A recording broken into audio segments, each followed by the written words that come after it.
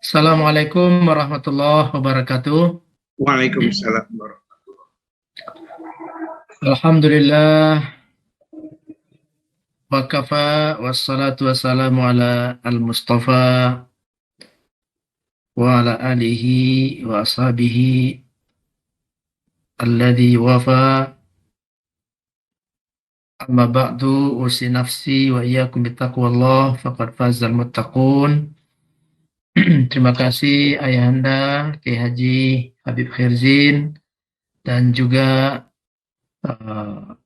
sahabat kita Bapak Syahran, kemudian para peserta kuliah online yang berbahagia. Alhamdulillah kita sudah sampai di pertemuan ke-7 pada hari ini, dan untuk seri pertama ini adalah sesi yang terakhir dari materi kita. Saya ingin memberikan sedikit sedikit komentar terkait dengan tadi yang disampaikan oleh Ayahanda Habib Khirzin. Saya juga mengajar filsafat Islam di kampus, dan muncul pertanyaan-pertanyaan tentang filsafat Islam itu sendiri. Pertanyaan itu juga perlu diperjelas, ya, karena kata filsafat itu tidak diterima mulus di tengah-tengah umat Islam. Ya. Dia tidak diterima dengan mulus, tetapi dia diambil. Manfaatnya diambil. Lalu nanti Buya Hamka menulis tentang falsafah hidup. Kemudian orang Minangkabau mengambilnya dengan falsafah Minangkabau. Adat Basandi syarak Basandi Kitabullah. Kemudian para sarjana-sarjananya, sarjana muslim yang mungkin seperti tadi alergi dengan kata filsafat, menerima dalam bentuk misalnya gelarnya PhD. Gelar PhD itu ya Philosophy of Doctrine. Ya, filsafat. Jadi filsafat telah ada di tengah-tengah kehidupan kita, meskipun sebagian dari kita tidak tahu ini atau belum memahami, sehingga memberikan penolakan-penolakan yang tidak penting. Hari ini tidak ada ilmu menurut saya yang tidak memiliki filsafatnya. Ada filsafat pendidikan. Filsafat pendidikan Islam, ini basic sekali.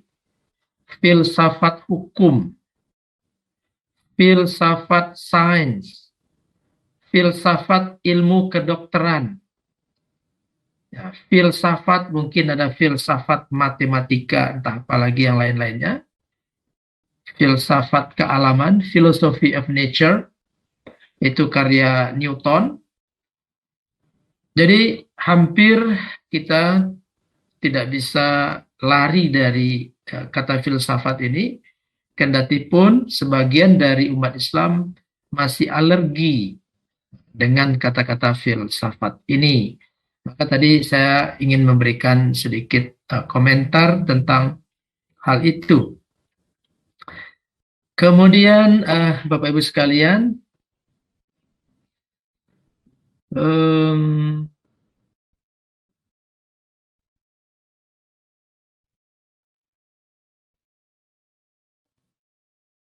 ya, ini saya berikan komentar dan jawaban terhadap pertemuan ke-6. Ada pertanyaan yang saya tidak menangkap apa maksudnya, tetapi ada beberapa pertanyaan yang mungkin bisa kita berikan komentarnya.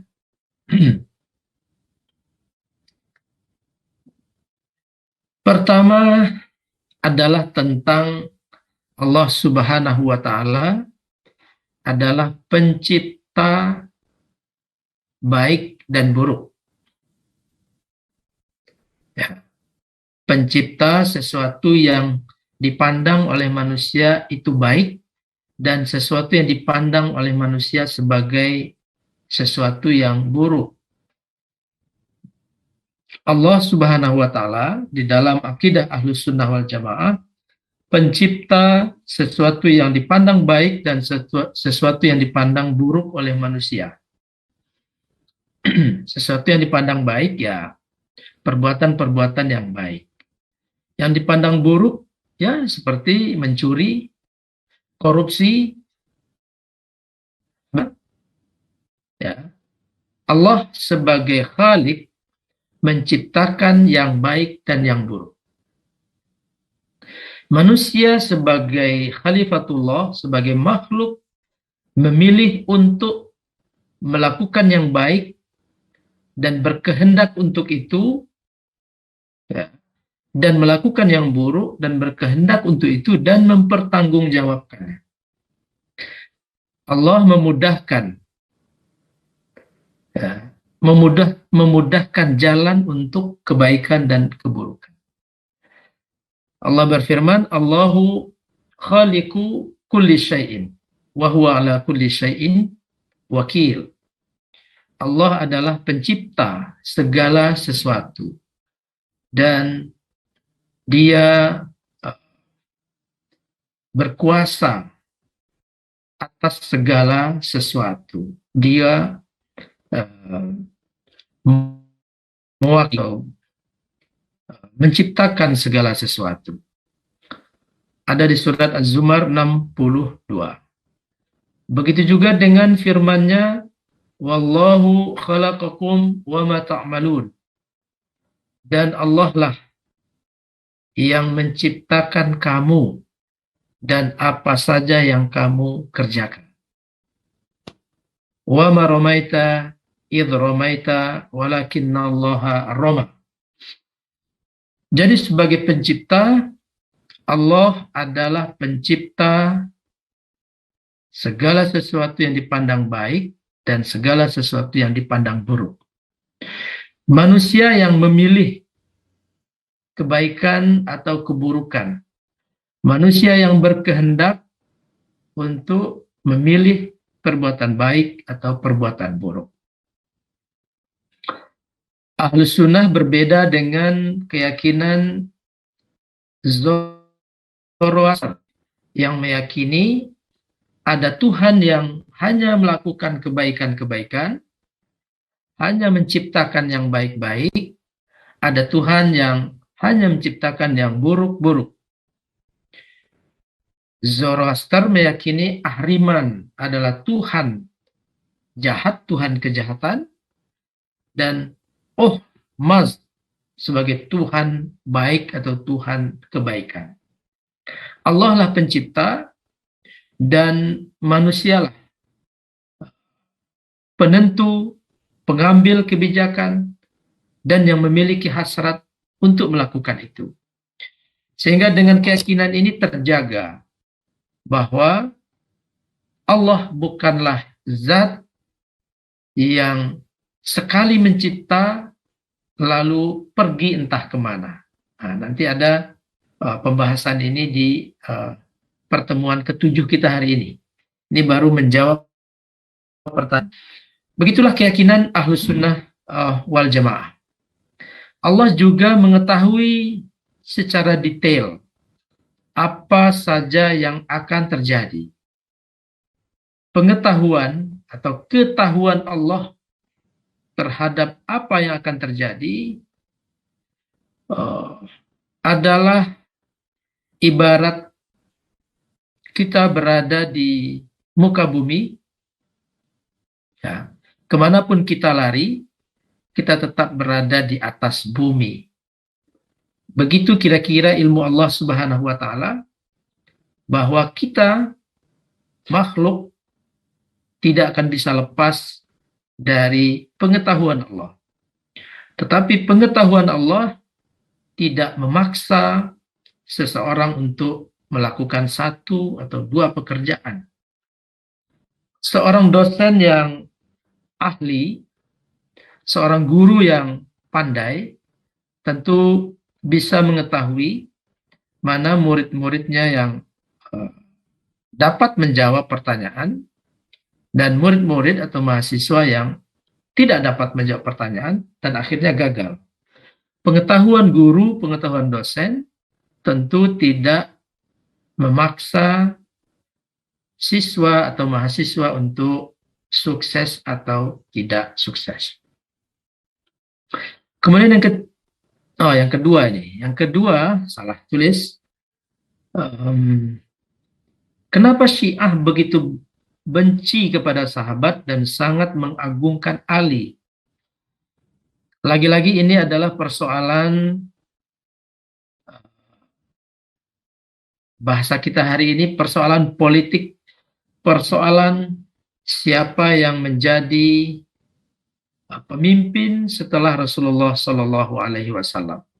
Kita sudah menyampaikan tentang hadis Ghadir Hum, di mana Rasulullah Shallallahu Alaihi Wasallam bersabda bahwa barang siapa yang menganggap aku Rasulullah sebagai kekasihnya, pelindungnya, maka Ali adalah orang yang sangat pantas untuk dikasihani dan dilindungi. Maka lindungilah Ali dari orang-orang yang menyiksanya, dari orang-orang yang mengganggunya, sebagaimana umat Islam melindungi Rasulullah Sallallahu Alaihi Wasallam.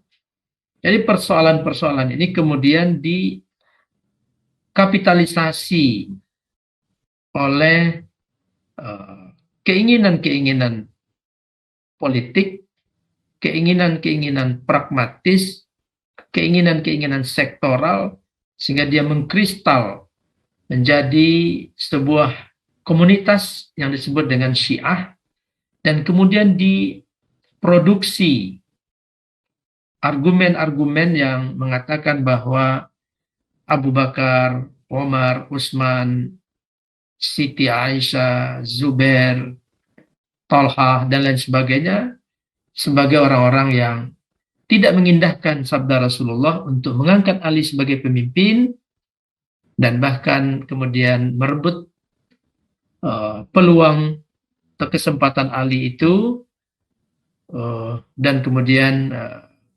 mengambil kekhalifahan yang semestinya diwarisi oleh Ali radhiyallahu anhu. Jadi menurut orang Syiah, Ali itu harus menjadi khalifah karena itu adalah wasiat dari Rasulullah Shallallahu Alaihi Wasallam.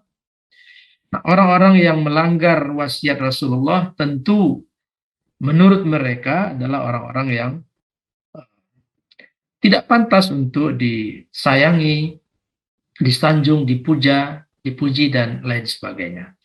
Ini yang kemudian ada orang-orang komunitas yang mengkapitalisasi kedudukan Ali yang mulia. Ya. Tidak ada satupun umat Islam kecuali Nusaibah ya, yang tidak memuliakan Imam Ali radhiyallahu anhu. Ahlus sunnah wal jamaah sangat memuliakan Alu Baiti Rasulullah Sallallahu Alaihi Wasallam, Ali dan keturunannya.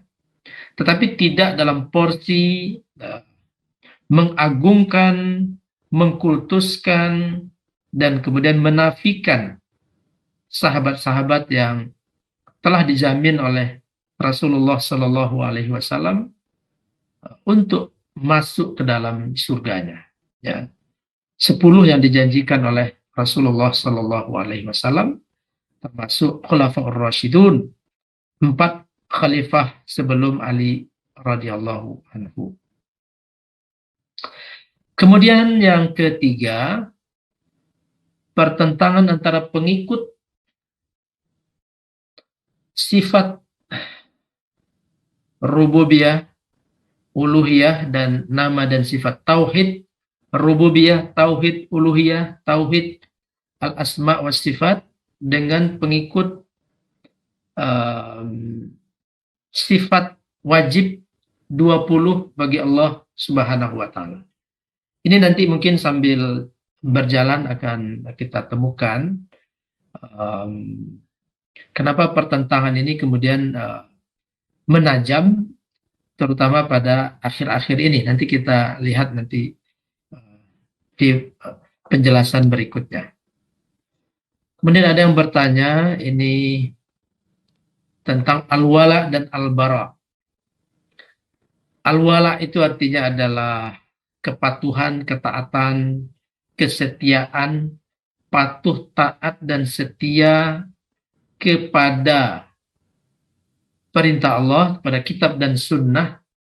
Al-bara artinya berlepas diri terhadap orang-orang yang tidak setia, tidak loyal, tidak yakin kepada kitab dan sunnah. Dan juga bisa melintasi kepada pemimpin-pemimpin yang mendapatkan amanah untuk memimpin keadaan dan kondisi umat Islam. Beberapa ayat yang berkaitan dengan kata-kata itu adalah bara'atum minallah wa rasulihi ilal ladzina hatum minal musyrikin. Ini pernyataan pemutusan hubungan dari Allah dan Rasulnya kepada orang-orang musyrik yang kamu telah mengadakan perjanjian dengan mereka. Ini kata bara'atun, ya, berlepas diri. Ini ayat ini berkaitan dengan orang-orang musyrik, ya, orang-orang Yahudi, ya, orang musyrik Makkah terutama ini, yang memutuskan, yang mengkhianati perjanjian dengan Rasulullah Sallallahu Alaihi Wasallam. Dan bagi mereka-mereka yang mengkhianati janji, memutuskan hubungan, maka Allah dan Rasulnya berlepas diri. Artinya tidak ada muahadah, tidak ada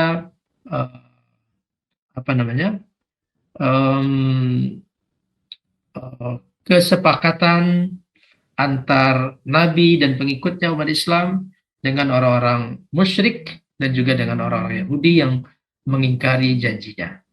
Allah berlepas diri artinya dibolehkan untuk berperang dengan orang-orang yang memutuskan perjanjian.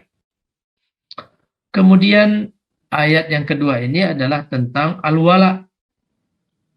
Ya ayyuhalladzina amanu la tattakhidul yahuda wan nasara awliya ba'duhum awliya'u ba'd wa may yatawallahum minkum fa innahu minhum innallaha la yahdil qaumadz zalimin. Hai orang-orang yang beriman, janganlah kamu mengambil orang-orang Yahudi dan Nasrani menjadi wali-walimu, atau di sini diterjemahkan sebagai pemimpin-pemimpinmu, atau orang-orang yang dekat kepadamu, orang-orang yang engkau berkasih sayang dengan mereka. Sebagian mereka adalah pemimpin bagi sebagian yang lain. Nah, di sini diartikan pemimpin. Di terjemahan lain diartikan sebagai orang yang dekat, orang yang menjadi teman, orang yang mengayomi, dan lain sebagainya. Nah, di antara teman menjadi sungguh orang golongan. Jadi itu loyalitas, nah ini mungkin loyalitas itu diberikan kepada orang-orang mukmin. Ya, loyalitas imaniyah itu diberikan kepada orang-orang mukmin. Barang siapa di antara kamu mengambil mereka menjadi pemimpin, maka sungguh orang itu termasuk golongan mereka. Sungguh Allah tidak memberi petunjuk kepada orang-orang yang zalim. Konteks kita hari ini adalah menjelaskan tentang al-wala dan al-bara. Wala itu adalah loyalitas kepada kitabullah dan sunnah Rasulullah. wala kepada al-a'immah al-muhtadun, ya. Kemudian al-bara, berlepas diri dari segala sesuatu yang menyalahi, menyelisihi, bertentangan dengan Al-Quran dan As-Sunnah, serta ijma para ulama dan aturan-aturan yang mengatur umat Islam. Nah, ini contoh ini antara wala dan bara dalam satu tarikan nafas. Walaqad ba'atsna fi kulli ummatin rasulan an ya'budullaha wajtanibut taghut. Walaknya adalah u'budullah, sembahlah Allah. Baraknya adalah jauhilah taghut, jauhilah kemungkaran. Mendekatlah kepada Allah dengan segala ajarannya dan menjauhlah, berlepas dirilah dari kemungkaran, dari taghut, pelaku-pelaku kemungkaran. Pertanyaan berikutnya, bagaimana membedakan Ahlus Sunnah, Islam wasatiyah, dan moderasi beragama? Saya mulai dari ujungnya. Moderasi beragama adalah istilah gerakan yang akhir-akhir ini dimunculkan oleh negara. Ya. Moderasi beragama itu istilah yang ini dimunculkan oleh negara. Lalu juga yang rujukan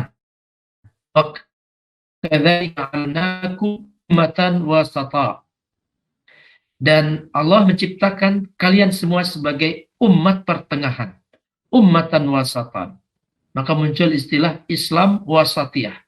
Sebenarnya Islam itu DNA-nya adalah wasatiyah. Jadi ya mungkin tidak perlu disebutkan Islam wasatiyah. Nanti kalau ada Islam wasatiyah tentu ada Islam yang mutatarrifah.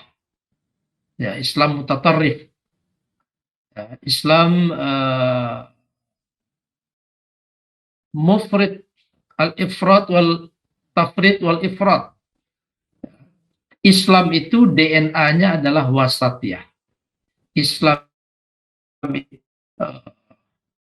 secara DNA-nya adalah ajaran yang mengajarkan keseimbangan, ya, keseimbangan dari berbagai aspeknya. Dunia akhirat seimbang, akidahnya seimbang, ibadahnya seimbang, muamalahnya seimbang, ya, dan seterusnya. Kemudian Ahlus Sunnah, ini yang kita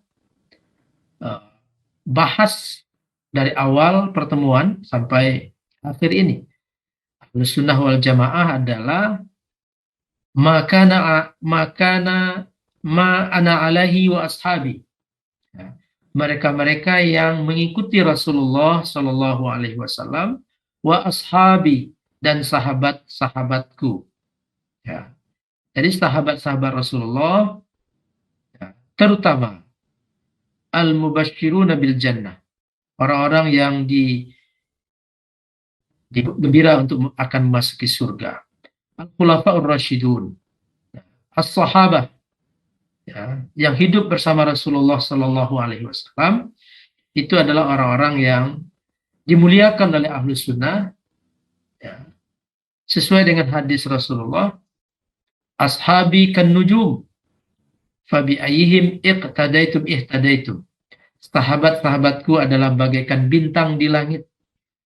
Dulu para pelaut atau juga mungkin para pelancong yang belum punya kompas, maka kompasnya adalah bintang-bintang yang ada di angkasa. Sahabat Rasulullah adalah bagaikan bintang di angkasa. Dengan siapapun mencari petunjuk, maka akan mendapatkan petunjuk itu. Itulah salah satu keyakinan Ahlus Sunnah wal Jamaah. Jadi ini eh, penjelasan tentang Ahlus Sunnah, Islam Wasatiyah, dan moderasi beragama. Moderasi beragama itu adalah pengulangan dari apa yang kita sebut dengan Ahlus Sunnah dan apa yang kita sebut dengan Wasatiyah fil Islam.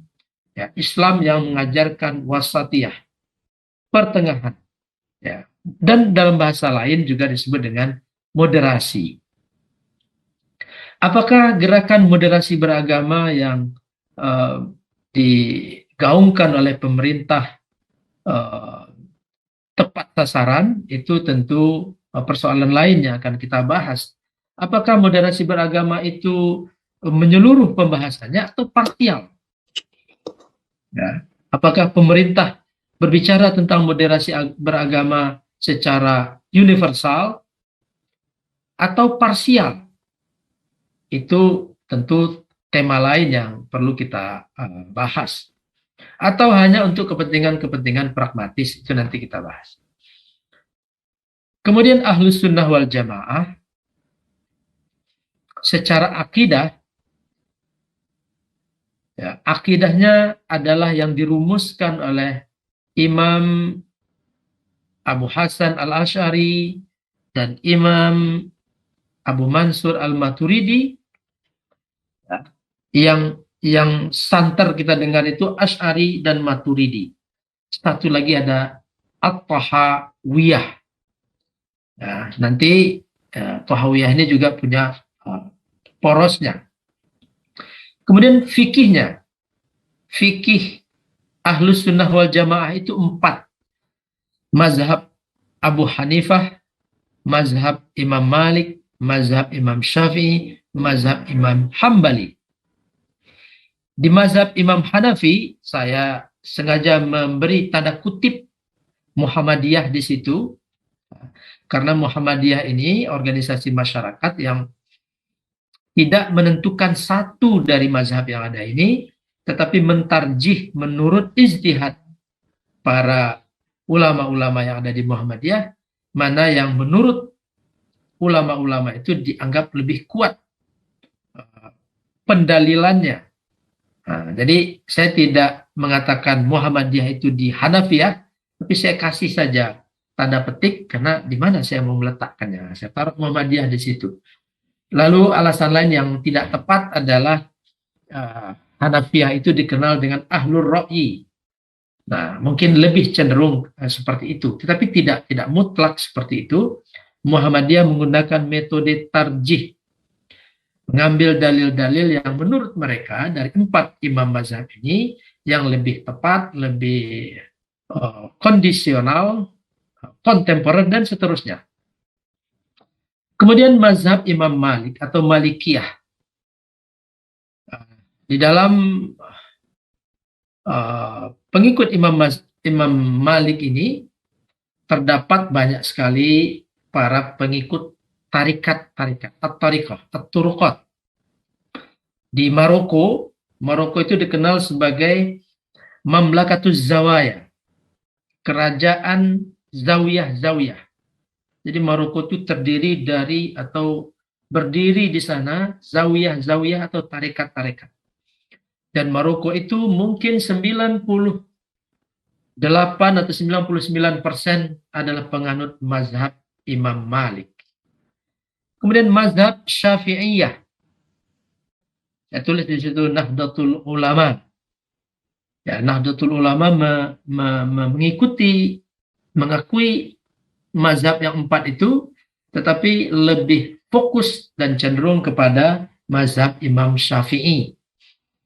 Jadi dari mazhab Imam Syafi'i kira-kira Nahdlatul Ulama dan yang sejalan dengan itu. Seperti kalau di Sumatera Barat ada Perti Tarbiyah, di Sumatera Utara ada Al-Wasliyah, di NTB ada Nahdlatul Wathon, dan seterusnya.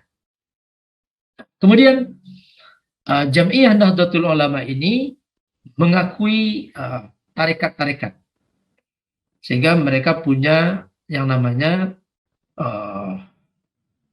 penilai terhadap tarekat-tarekat itu, apakah berkategori mu'tabarah atau tidak mu'tabarah. Jadi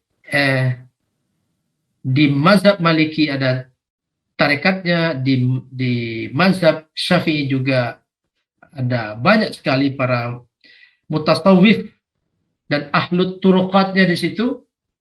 Kemudian yang terakhir secara fikih pengikut mazhab Ahmad bin Hambal atau Hambaliyah yang kemudian dikenal dengan Salafiyah, itu pun adalah keluarga Ahlus Sunnah wal Jamaah. Ya, keluarga Ahlus Sunnah wal Jamaah. Bahwa di dalam mazhab ini terjadi tarik-menarik yang ketat sekali, itu adalah persoalan lain. Nanti tarik-menariknya adalah di persoalan-persoalan fikih. Tidak ada ranah yang paling kuat dinamikanya selain dari masalah fikih. Jadi berjilid-jilid, ribuan jilid buku-buku itu dikarang, sebagian besar adalah persoalan-persoalan fikih. Dan tentu dinamikanya sangat ketat sekali. Nanti juga kita akan singgung di beberapa penjelasan setelah ini. Kemudian tentang Nabi Muhammad dan Abu Hasan al-Asy'ari. Beda waktunya ratusan tahun. Apa yang membuat kita yakin ini terhubung? Tentu, sebagaimana kita ketahui, Abu Hasan al-Asy'ari ini adalah pengikut Imam Syafi'i. Bahkan dia dituliskan sebagai salah seorang yang berada dalam tabaqat asy-Syafi'iyah, tangga-tangga ulama dalam mazhab Imam Syafi'i. Sudah barang tentu, ya, sanadnya bersambung dengan Imam Syafi'i, dengan tabi'in, dan juga dengan para sahabat Rasulullah Sallallahu Alaihi Wasallam. Ini yang kemudian menyambungkan sanadnya dengan Nabi Muhammad Sallallahu Alaihi Wasallam, sehingga terjaga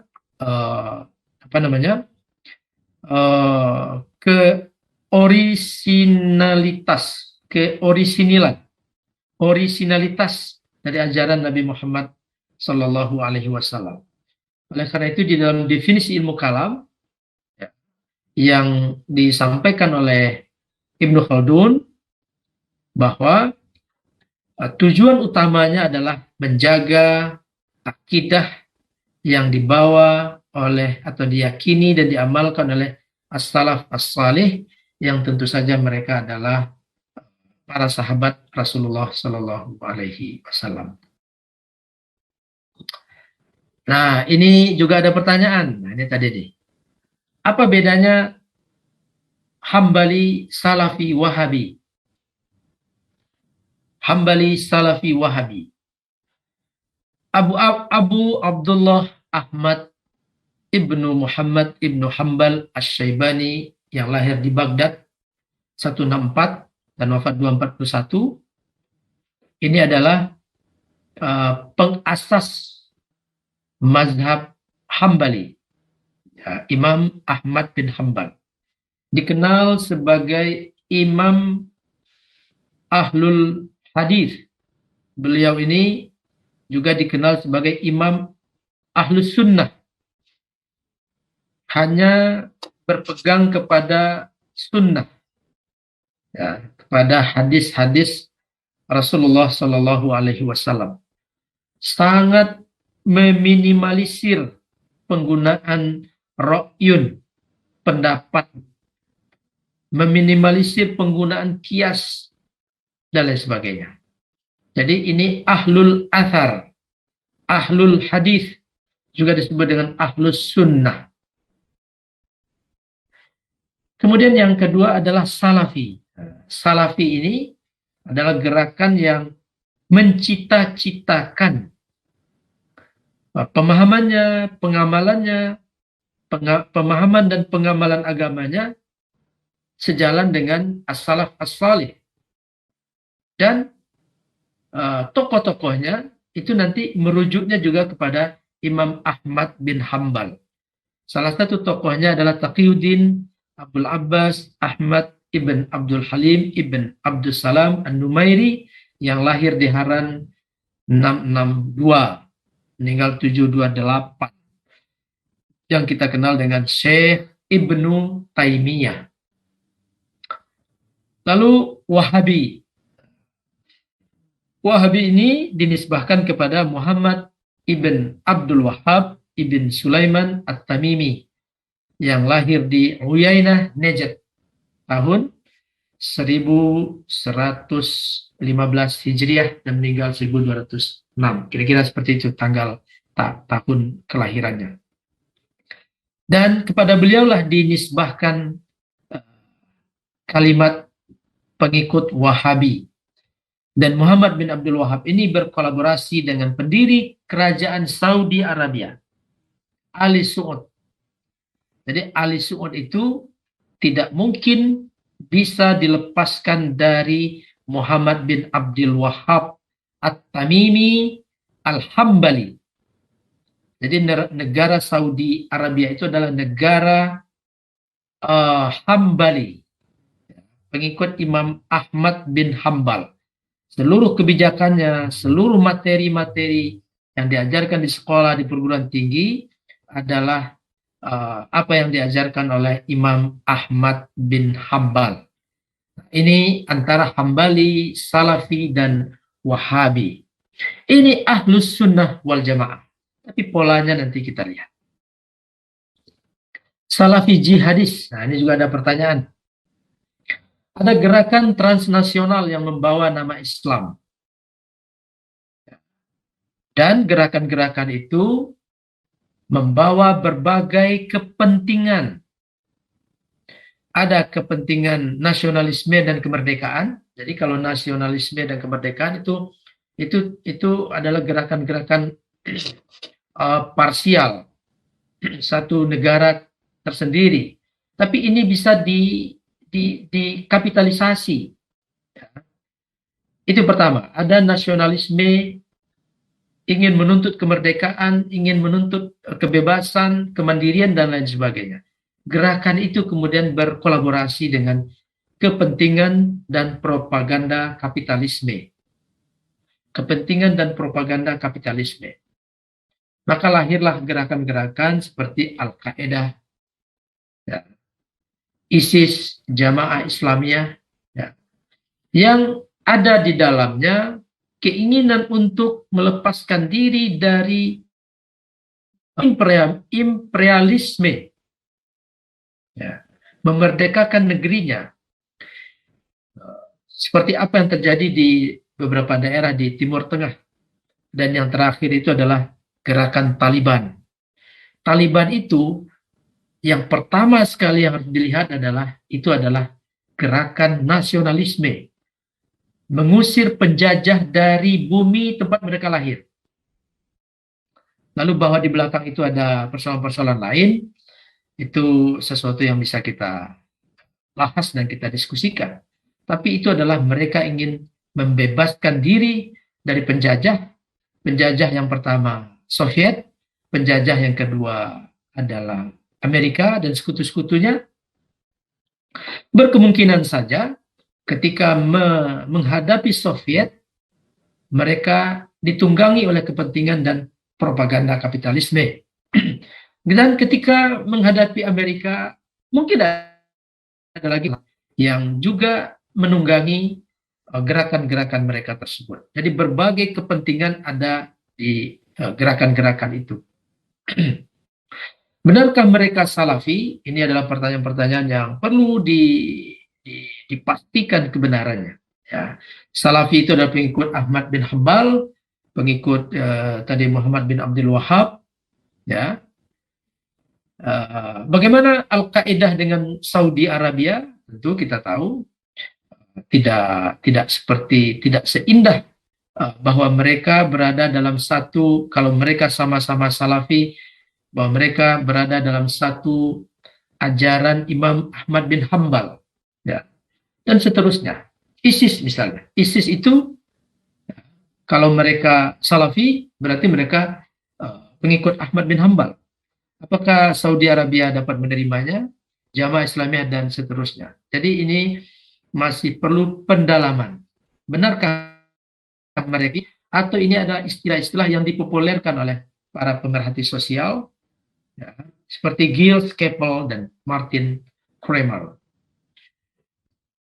Oke. Ini beberapa pertanyaan yang kita dapatkan dalam pertemuan ke-6. Dan selanjutnya kita masuk ke materi ke-7, itu tentang deisme dan proporsionalisme. Nah, ini istilah yang jarang kita dengar, tetapi dia ada dalam kehidupan sehari-hari kita. Deisme kita sebut sebagai Neo-Mu'tazilah atau Neo-Qadariyah. Deisme berkeyakinan Allah adalah seperti pembuat jam yang mahir. Allah diibaratkan sebagai seperti ahli pembuat jam. Jam Rolex, jam apa lagi? Macam-macam jenisnya. Seiko, kalau masih ada Seiko itu, kita zaman dahulu kala. Alexander Christie misalnya. Setelah jam ini dikeluarkan oleh Alexander Christie, pabriknya sudah tidak berurusan lagi dengan orang yang membeli jam ini. Karena jam ini sudah punya sistem yang menjalankannya. Jadi sang pembuat jam yang mahir, setelah membuat jam, tidak pernah berhubungan lagi dengan jam ciptaannya. Karena jam bekerja dengan sistem yang sudah dibuat. Jadi kita tidak pernah lagi menghubungi pabrik Alexander Christie ini atau pabrik Rolex. Ini jamnya bagaimana ini dan seterusnya. Karena jam itu berjalan dengan sistem yang sudah dibuat di dalam jam itu. Deisme juga meyakini bahwa Allah adalah pencipta alam semesta dengan segala sistem yang ada di dalamnya. Setelah penciptaan alam selesai, Allah sudah tidak berkehendak, sudah tidak melibatkan diri lagi, dan dia berada di tempat di mana dia kehendaki, atau dia berada di luar persoalan-persoalan alam semesta. Sehingga yang berjalan itu adalah sistem. Kalau kita mau sukses, maka bekerjalah dengan sungguh-sungguh. Kalau kita tidak bekerja dengan sungguh-sungguh, maka kita gagal. Tidak ada Allah, ya, dan turunannya tentu tidak perlu kita melaksanakan sholat duha untuk meminta rezeki, tidak perlu sholat tahajud untuk membersihkan diri dan untuk mengangkat derajat kita, tidak perlu sholat hajat untuk memenuhi kebutuhan-kebutuhan kita, tidak perlu sholat istikharah untuk menyelesaikan persoalan-persoalan yang kita ragu, ya. Tidak perlu puasa sunnah dan seterusnya, yang semua itu kita lakukan, dilakukan oleh umat Islam untuk mengundang Allah campur tangan dalam kehidupan kita. Agar Allah campur tangan dalam kehidupan kita, maka Islam membuat mekanisme itu. Allahumma firli, warhamni, wajburni, warfa'ni, warzuqni, dan seterusnya adalah bentuk-bentuk harapan, permohonan agar Allah campur tangan dalam kehidupan kita. Ya Allah, dalam menghadapi kehidupan ini, aku menghadapi persoalan, aku menghadapi kendala, aku mengalami kebuntuan, aku mengalami keraguan, aku mengalami kekurangan. Ya Allah, hadirlah dalam kehidupan kami dan lakukanlah campur tangan untuk menyelesaikan urusan-urusan kami. Ya Allah, negeri ini sudah lama tidak disiram oleh hujan. Maka turunkanlah hujanmu, ya Allah. Kita salat istisqa. Setelah salat istisqa, lalu hujan tidak berhenti-berhenti. Maka kita bermohon lagi, ya Allah, jadikanlah hujan ini sebagai hujan rahmat, bukan hujan azab atau hujan musibah. Dan begitu seterusnya, kita senantiasa mengundang Allah dalam kehidupan kita sehari-hari. Allahumma kama hassanta khalqi fahassin khuluqi. Itu ketika kita menghadap ke kaca dan berkaca, kita berdoa seperti itu. Nah, deisme punya keyakinan yang lain. Allah adalah seperti pembuat jam tangan. Sudah menyerahkan segala sesuatunya kepada sistem. Sistem itu yang sering disebut, ya, saya mengatakan sering disebut karena saya tidak mengatakan itu. Sering disebut sebagai dengan sunnatullah. Kalau kita lihat ayat-ayat tentang sunnatullah, tidak ada satupun ayat itu bercerita tentang sistem alam. Ayat-ayat sunnatullah, walan tajida li sunnatillahi tabdila, adalah berkaitan dengan perilaku umat-umat terdahulu. Yang ingkar kepada Allah, yang bermaksiat kepada Allah, maka Allah menimpakan azab kepadanya. Itu yang disebut dengan sunnatullah. Dan begitu ayat-ayat menyebut kata-kata sunnatullah. Adapun sistem alam semesta ini, yang berjalan dengan sangat teratur ini, Al-Quran menyebutnya dengan takdir. Takdir azizun hakim. Ya, perjalanan matahari, bulan, ini, dan lain sebagainya adalah ketentuan yang diciptakan oleh Zat yang maha bijaksana, yang maha mengetahui. Takdir, Allah menentukan takdir-takdir. Jadi takdir-takdir itu, takdir perjalanan alam semesta itu, ya, bisa diubah atau bisa tidak berlaku pada waktu tertentu dengan kehendak Allah Subhanahu wa taala. Itulah yang disebut dengan mukjizat. Mukjizat itu amrun khariqun lil adah, adalah sesuatu yang merusak sistem alam pada saat tertentu. Alam ini sudah punya sistem yang saya sebut dengan takdir, yang disebut dalam Al-Quran sebagai takdir, ketetapan-ketetapan itu. Tapi Allah punya kekuasaan yang mutlak untuk tidak menjalankan hukum alam itu pada saat tertentu, agar mukjizat bisa masuk. Itulah mukjizat Nabi Ibrahim. Api yang sifatnya membakar, Allah mengangkat kemampuan membakar api itu di saat itu. Jadi api tetap menyala-nyala, tetapi kemampuan membakarnya diambil oleh Allah Subhanahu wa taala. Hukum alam tidak terjadi saat itu. Ya, hukum alam tidak terjadi saat itu. Nah, apakah itu mustahil?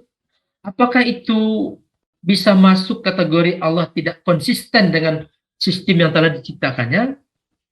Karena itu logika deisme, itu logika yang dikembangkan oleh Neo-Mu'tazilah. Allah tidak konsisten manakala hukum alam ini tidak berjalan sebagaimana adanya.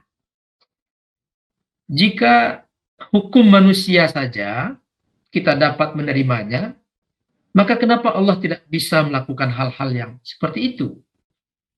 Apa contohnya? Contohnya misalnya rambu-rambu lalu lintas. Lebih tepatnya lampu hijau yang ada di setiap persimpangan jalan. Lampu merah, kuning, hijau. Itu sudah ada undang-undangnya. Ya, sudah ada undang-undangnya. Tetapi, dan itu tidak bisa dilanggar. Tetapi seorang polisi itu boleh meniadakan hukum itu untuk satu kepentingan. Ya. Polisi bisa saja lampu merah menyala, tapi dia mempersilakan mobil untuk jalan. Bisa saja. Atau mungkin juga, saya tidak tahu, tapi mobil jenazah, itu lampu merah itu tidak berfungsi. Tidak perlu dipatuhi oleh mobil jenazah, oleh mobil polisi, iring-iringan polisi. Ya. Peredar itu boleh saja menabrak lampu merah itu. Nah, jika manusia bisa menerima itu, kenapa manusia tidak bisa menerima Allah maha lebih berkuasa dari sekedar menghilangkan, menghentikan sejenak hukum alam seperti api membakar dan seterusnya. Oleh karena itu definisi mukjizat itu adalah amrun khariqun lil adah. Ini istilah Imam Al-Ghazali, bahwa apa yang disebut dengan hukum alam oleh Imam Al-Ghazali dianggap sebagai adatnya alam, kebiasaannya alam. Dan kebiasaan tentu tidak saklek dan tidak harus mesti seperti itu. Kalau kita tidak meyakini itu, maka untuk apa kita bermohon kepada Allah? Untuk apa kita bermohon agar Allah berkontribusi dalam kehidupan kita? Karena sistem sudah ada. Karena kita umat Islam, Ahlus Sunnah wal Jamaah, tidak berpendapat, tidak sama pendapatnya dengan deisme atau neo-Mu'tazilah, maka kita senantiasa memohon Allah untuk terlibat, untuk berkontribusi di dalam kehidupan kita, untuk menyelesaikan persoalan-persoalan kita. Ada persoalan-persoalan yang bisa diselesaikan oleh logika manusia, oleh segala daya upaya, oleh kehendak manusia, tetapi Islam mengajarkan bahwa kita harus meyakini bahwa Allah adalah zat yang harus berdiri, zat yang harus ada di dalam kehidupan kita untuk membackup perjalanan kehidupan kita. Karena kehidupan kita ini harus kita hadapi secara matematis, tetapi perjalanannya tidak matematis. Perjalanan hidup ini tidak matematis. Banyak misteri kehidupan, rahasia kehidupan yang tidak terkait. Sesekali keras, tapi dia akhirnya menjadi sesuatu yang lain. Itu sangat banyak sekali, sangat banyak sekali. Nah, inilah keyakinan deisme atau neo-Mu'tazilah yang kemudian kita pahami berbeda dengan Ahlus Sunnah wal Jamaah yang senantiasa ingin menghadirkan Allah dan meyakini bahwa Allah punya kekuasaan yang maha mutlak, tidak pernah terbatas dan dibatasi oleh ciptaannya sendiri. Proporsionalisme. Ini sebenarnya adalah Ahlus Sunnah wal Jamaah itu sendiri. Tapi saya menyebutnya dengan proporsionalisme. Sesuatu sesuai dengan nisabnya, sesuatu sesuai dengan kadarnya. Ini muncul sebagai respons terhadap problematika manusia modern yang mengenyampingkan spiritualitas dalam menjalani kehidupan. Ini deisme. Ya, deisme menyampingkan Tuhan, menyampingkan, ini nanti salah-salah pula seperti Mahfud MD, mengesampingkan Tuhan dalam kehidupan ya sehari-hari dan hanya yakin dengan kekuatan dirinya sendiri. Kemudian mengusung ide optimalisasi unsur diri secara seimbang. Proporsionalisme itu mengusung ide optimalisasi unsur diri secara seimbang. Titik ekuilibrium manusia, bergeraknya potensi tubuh, rasio, dan jiwa dalam satu helaan nafas. Jadi tidak memuja rasio, mengerdilkan jiwa, atau tidak mengerdilkan rasio, memuja jiwa, atau tidak mengerdilkan rasio dan jiwa, memuja tubuh atau nafsu. Ya, tubuh itu tempat berdiam dirinya nafsu. Nafsu itu bekerja untuk tubuh. Nafsu tidak bekerja untuk rasio, tidak bekerja untuk jiwa. Nafsu itu bekerja untuk tubuh. Karena ada tubuh, maka Allah perlu menciptakan nafsu untuk melayani tubuh. Bahwa ada nafsu yang bisa menunggangi rasio dan memperkeruh jiwa, itu juga terjadi. Jadi tubuh ini tempat di mana nafsu bereksplorasi. Proporsionalisme menyeimbangkan ini antara inna libadanika alaika haq, ya, fa'ti likulli dhi haqqin haqqah. Tubuhmu punya hak. Rasio punya ruang lingkup, punya hak. Jiwa punya esensi, punya makanannya, dan seterusnya. Pak Sahran sudah jam 5:04. Tapi saya lanjut saja dulu. Silakan, Prof. Silakan. Nah, ini hari terakhir. Ya, terakhir ya. Silakan. Dan saya semakin bersemangat. Silakan. Jadi keseimbangan antara akal dan wahyu. Akal ibarat senter yang dapat menerangi jalan. Sementara wahyu adalah peta yang menghubungkan persimpangan-persimpangan jalan dengan posisi yang hendak dituju, yaitu Allah Subhanahu wa Ta'ala.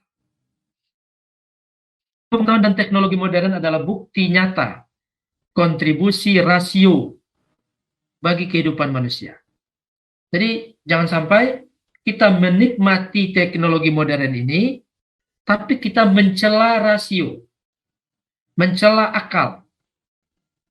Kita dimanjakan oleh Zoom. Kita senang sekali dapat berkomunikasi dengan sahabat kita di Timur Tengah, di Amerika, di Malaysia, di mana-mana. Kita menikmati, tetapi kita mencela rasio, mencela akal, mengecilkan perannya. Ya. Kita nyaman sekali bisa umrah dengan pesawat. Yang sebelumnya orang berangkat dengan kapal. Kapal itu juga bagian produk dari rasio. Mestinya kita berenang saja ke Saudi Arabia itu untuk pergi pergi haji atau pergi umrah, atau naik kuda, atau naik kerbau kalau dari Sumatera. Tapi kita sudah naik kapal, kita naik pesawat, kita nyaman, ya, kita punya HP, berkomunikasi dan seterusnya. Itu adalah produk rasio. Maka sekali-kali jangan menghina rasio. Jangan menghina akal. Karena akal syarat orang itu boleh beragama. Karena akal standar seseorang boleh beragama. Karena akal kemudian memproduk kitab-kitab turos. Karena akal ditulis orang ilmu-ilmu yang banyak sekali. Karena akal peradaban ini tercipta.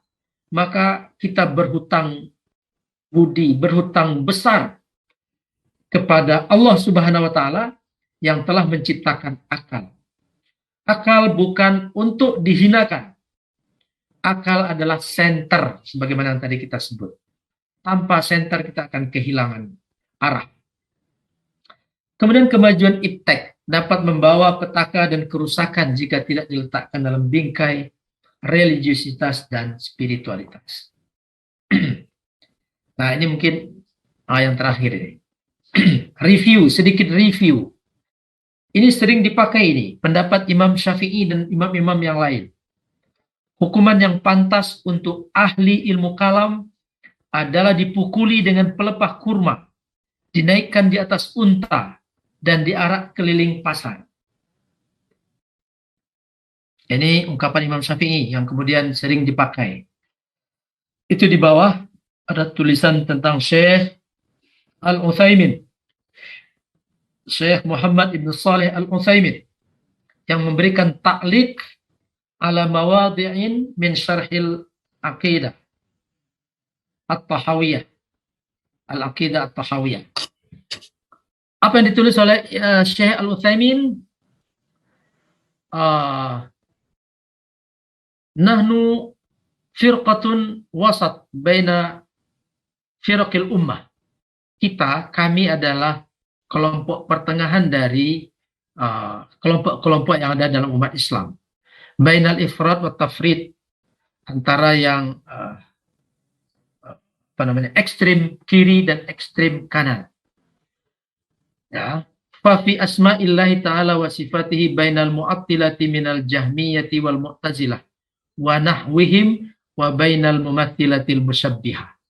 Artinya, kami, kata Syekh Al-Utsaimin Al-Hambali As-Salafi, mengatakan bahwa kami meyakini Allah mempunyai sifat-sifat Dan keyakinan kita ini adalah sikap pertengahan dari orang-orang yang menolak sifat seperti Jahmiyah, pendapat Jaham di atas itu, Jaham bin Safwan, Jabariyah, dan Mu'tazilah. Wa bainal mumattsilah al-musyabbihah, dan orang-orang yang berkeyakinan bahwa Allah itu sama dengan makhluk yang lainnya. Wa fi babi qadrillahi wa af'alihi bainal qadariyati wal jabariyah. Dalam kudrat, dalam ketentuan Allah, kita adalah umat pertengahan antara Mu'tazilah, antara Qadariyah dan Jabariyah. Wa fi babil imani wad dini bainal murji'ah min jihah wal mu'tazilah wal kharij min jihatin ukhra. Wa fi babil jazai bainal murji'ati wal wa'idiyah. Wa fi alin nabi wa ashabi bainan nawasibi war rawafid. Saya ingin menyampaikan itu bahwa apa yang disebutkan oleh Syekh Al-Utsaimin adalah pembahasan-pembahasan kalam, pembahasan-pembahasan akidah, membahas Mu'tazilah dengan segala pendapat, membahas Qadariyah, Jabariyah, Musyabbihah, Asma wa Sifah, wa alu baiti Rasulillah, jaza, dan lain sebagainya adalah persoalan-persoalan kalam. Apakah juga Syekh Al-Utsaimin ini termasuk orang yang pantas untuk dipukuli dengan pelepah kurma dan dinaikkan di atas unta dan diarak keliling pasar? Tentu jawabannya tidak. Nah, berikut ini nanti saya akan nukilkan diskusi antara Dr. Firanda dengan Dr. Adi Hidayat, ya, untuk menjelaskan bahwa diskusi ini terjadi pada kondisi kita hari ini, tidak masa lalu, tapi masa sekarang. Nah, ini mari kita dengar sebentar ini.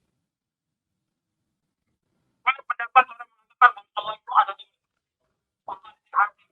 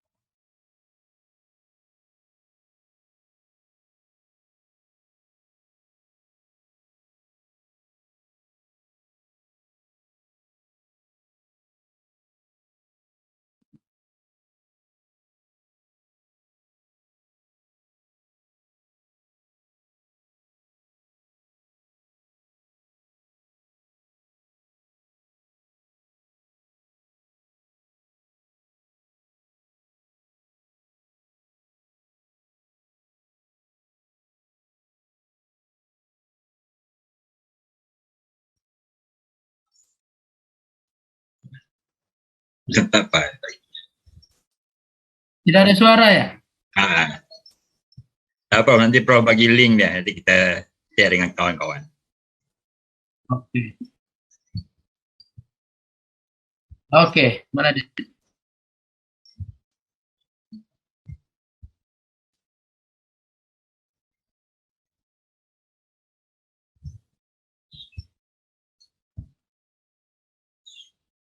Oke, saya pikir suaranya terdengar, tapi biar saya sampaikan, itu penjelasan dari ulama-ulama kita kontemporer. Nah, saya lupa namanya, yang pertama itu Jawas siapa namanya, mengatakan ada ahlu bid'ah yang mengatakan Allah tidak di langit, tetapi bagaimana saya membagikannya itu? Nantilah. Allah tidak. Nanti pro apa pada saya nanti. Oh ya. Nanti Allah saya tidak. Ya Allah. Oh ya. Allah tidak di langit. Orang kata as-salafi yang pertama itu, orang yang mengatakan Allah tidak di langit itu, tidak di atas itu, tidak di langit itu sesat dan menyesatkan. Ya. Orang yang mengatakan Allah tidak di langit itu sesat dan menyesatkan. Lalu video berikutnya Adi Hidayat. yang mengatakan, "Ups, jangan begitu. Kalau Anda mengatakan Allah itu ada di atas aras, maka Anda telah masuk kategori mujassimah. Allah itu punya jisim, sehingga membutuhkan tempat, sehingga membutuhkan waktu. Kalau dia ada di sini berarti dia tidak ada di situ." Jadi kata Adi Hidayat, Ustadz Hadi Hidayat, orang yang mengatakan Allah itu ada duduk di singgasananya adalah mujassimah. Mujassimah itu orang yang meyakini Allah itu punya tubuh, mengambil tempat. Kalau dia duduk di aras, berarti dia tidak ada di luar aras. Termasuk Allah turun ke bumi. Kalau Allah turun ke bumi, berarti aras ditinggalkannya. Maka video yang berikutnya itu dari Nahdlatul Ulama, itu berarti mereka menyangka bahwa alamat Allah itu ada duduk di atas aras. Itu bukan alamat Allah, itu adalah alamat palsu, katanya. Nah, siapa itu? Kiai Haji Idrus Ramli kalau saya tidak salah itu. Jadi alamat palsu itu kalau Allah itu duduk di singgasana. Nah, poin saya adalah sampai hari ini ulama-ulama kita membahas tentang Allah Subhanahu wa Ta'ala. Apakah Allah di aras atau Allah di mana? Apakah Allah turun dan lain sebagainya dan sebagainya. Itu adalah murni tema-tema ilmu kalam. Apakah orang-orang itu perlu juga kita pukul dengan sendal karena membahas tentang tema-tema ilmu kalam? Nah, tentu marah pula nanti. Yang satu, itu tiga itu tokohnya mewakili. Yang satu Salafi. Nah, yang pertama itu Salafi Hambali Wahabi. Yang kedua itu ini anak buahnya Pak Habib Khirzin, ya, Adi Hidayat itu, Muhammadiyah. Kemudian yang satunya lagi Idrus Ramli itu NU Nahdlatul Ulama. Nah, Bapak Ibu sekalian, diskusi-diskusi ini akan terus berkembang, ya. Dan tentu kita harus memahami Imam Syafi'i itu berkata itu tentang apa? Itu tentang kelompok-kelompok terdahulu yang kemudian mempermain-mainkan pembahasan akidah. Ya. Sementara ya, ilmu kalam adalah media untuk memahami itu dan mendudukkan pada tempat. Bahwa di dalamnya ada sejarah, iya. Bukan ilmu kalam yang menciptakan Qadariyah. Bukan ilmu kalam yang menciptakan Mu'tazilah, Murji'ah, Khawarij. Ilmu kalam menceritakannya kembali. Ini loh persoalan-persoalan akidah yang membuat umat tercabik-cabik di awal-awal kedatangan Islam. Lalu Imam Asy'ari merumuskan itu. Imam Asy'ari merumuskan kembali bagaimana akidah Ahlus Sunnah wal Jamaah. Nah, itu sudah saya kirim ke Ustadz Sahran itu linknya. Nah, jadi poin yang terakhir itu saya review itu perlu saya sampaikan bahwa sampai hari kiamat orang akan membahas tentang akidah itu, tentang sam'iyat itu. Nah, sampai hari kiamat orang juga akan membahas persoalan ibadah itu. Dan juga akan membahas tentang muamalah itu. Tiga ranah itu akan tetap dibahas. Dan jika umat tidak punya pegangan, ya, sebagaimana di zaman-zamannya Imam Syafi'i, itu diobrak-abrik. Akidah Ahlus Sunnah wal Jamaah itu diobrak-abrik oleh Khawarij, oleh Mu'tazilah, oleh Qadariyah, oleh Syiah, diobrak-abrik. Untung datang pendekar namanya Abu Hasan al-Asy'ari.